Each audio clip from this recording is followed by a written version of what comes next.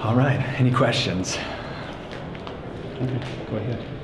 You Simon, what kind of challenges do you look forward to now? Well, this has been a great experience so far. We've been running for the last 7.5 months and have a little over 100 days to go. Has it been a challenge? The name recognition is probably the biggest part of it. Not being a politician and being in the private sector is it's a good thing and a bad thing.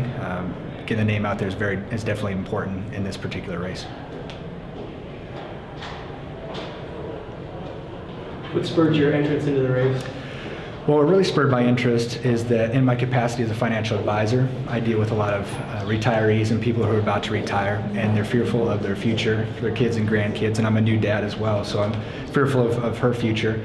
And I believe that Republicans and Democrats have both been at fault for the problems that we face and the debt that we're in, and that's one of the first things I'd like to tackle is the debt, where we are approaching a little over $15.3 trillion in debt, and we need to rein in that spending. Did you watch the president's speech last night? I did watch the president's speech last night. What did you walk away with?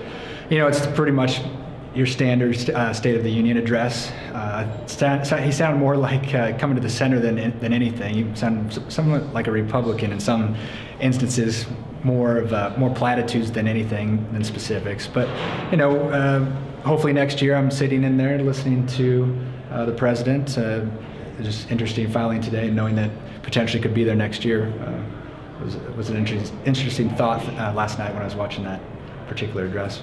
What do you feel you bring to the table that's different or sets you apart, or the reason so much people for you? Well, leadership, I think, is one of the biggest things in my capacity, leading my clients through some of the most tumultuous times. My career in athletics, I was a walk-on down here, played for the Cornhuskers, and leadership in that capacity.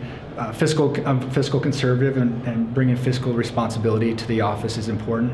And motivation. I'm not a politician. I'm a problem solver, and I think a lot of people believe that politicians go there too long. They go to Washington too long and become beholden to special interests and lobbyists. And I have no intention of making the House a career. I want to serve District 2, and then come back and come back to the private sector.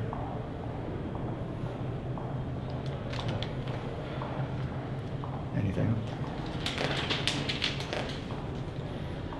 I guess talk a little bit more about that. Do you think Lee Terry has been kind of the politician, went to Washington, good intentions, but has now become a politician, or maybe what?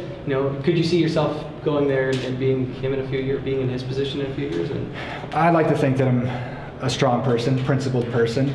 Congressman Terry is a very nice person, but when you're there too long, you do become beholden, and there's different instances that you can point out. Particularly the robocall bill that he introduced recently. He had a fundraiser for telecommunications companies about the same time that he did that. Running the pipeline through the aquifer, which I was opposed of. I think we do need to have a pipeline, but the aquifer is one of the biggest resources that we have as Nebraskans, and so my intent is to think of Nebraskans first before I think of any money or pad in my pocket in any capacity. So there's a few instances there. I'm more of a fiscal conservative in my opinion, and would not have voted for certain deals like the subcommittee back in August or September, where we got downgraded for the first time in American history. I wanted a balanced budget amendment attached to that, whether it was TARP and taking away I think it was $787 billion, billion dollars away from the general fund, which jeopardized Social Security.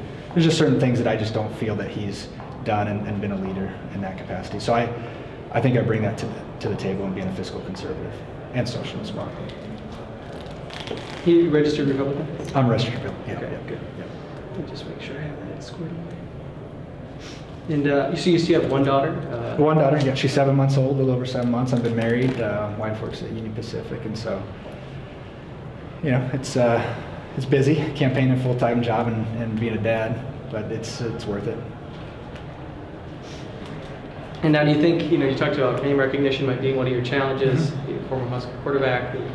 I mean, is there something that, that's truly Nebraskan about you, or that you think that you can identify really well with voters, or something in that regard? Well, the Husker thing is definitely a big deal. Do I think it'll get me votes? I don't know about that. I think most people are going to vote based on policy. Does it bring a connection? A lot of people are fond of the Husker program, and so it might pique their interest. Initially, maybe give me a shot to convey my message. A lot of our literature pieces and our mailers do have a picture of that. And so I think that maybe it makes somebody stop for just a second and pause and look and see if maybe this is something the guy should look at. So that, I think that helps.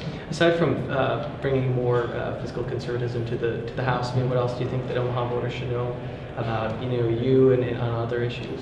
Well, I'm a lifelong Nebraskan, so born in Lincoln, raised in Omaha, and I think I bring Nebraska traditional values and common sense to Washington, and I think that'll bode well for the problems that we face. We would be better off having more Nebraska values in Washington. Obviously, in this state, we have a low unemployment rate. We have our fiscal house in order, and I think we need to bring that to Washington.